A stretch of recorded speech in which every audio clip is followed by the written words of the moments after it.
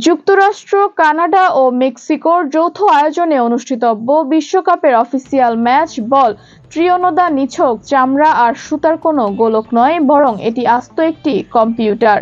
ক্রীড়া সামগ্রী প্রস্তুতকারী প্রতিষ্ঠান অ্যাডিডাসের তৈরি অত্যাধুনিক প্রযুক্তি এই বলটি সচল রাখতে স্মার্টফোনের মতোই নিয়মিত চার্জ দিতে হবে। একবার পুরোপুরি চার্জ দিলে বলটি টানা ৬ ঘন্টা সচল থাকতে পারে, যা ১.৫ ঘন্টার একটি ফুটবল ম্যাচের জন্য একবারেই পর্যাপ্ত। তাই ম্যাচ শুরুর আগে রেফারিদের নিশ্চিত করতে হবে বলটিতে ফুল চার্জ আছে কিনা। বলটির কেন্দ্রে মাত্র ১৪ গ্রাম ওজনের একটি বিশেষ মোশন সেন্সর চিপ এমনভাবে ভারসাম্য বজায় রেখে বসানো হয়েছে যাতে শট নিতে বা ড্রিবলিং করতে খেলোয়াড়দের বিন্দুমাত্র বাধা না হয়। মাঠে সাধারণ বলের সঙ্গে এর কোনো পার্থক্যই বুঝতে পারবেন না ফুটবলাররা। ৫০০ হার্টজের এই সেন্সরটি প্রতি সেকেন্ডে ৫০০ বার তথ্য বা ডাটা রেকর্ড করতে সক্ষম।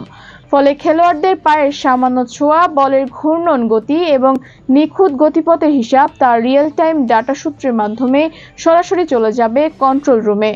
এতে রেফারিদের অফসাইড, হ্যান্ডবল কিংবা ফাউলের মতো জটিল সিদ্ধান্তগুলো দ্রুত ও নিখুঁতভাবে নিতে সরাসরি সাহায্য করবে।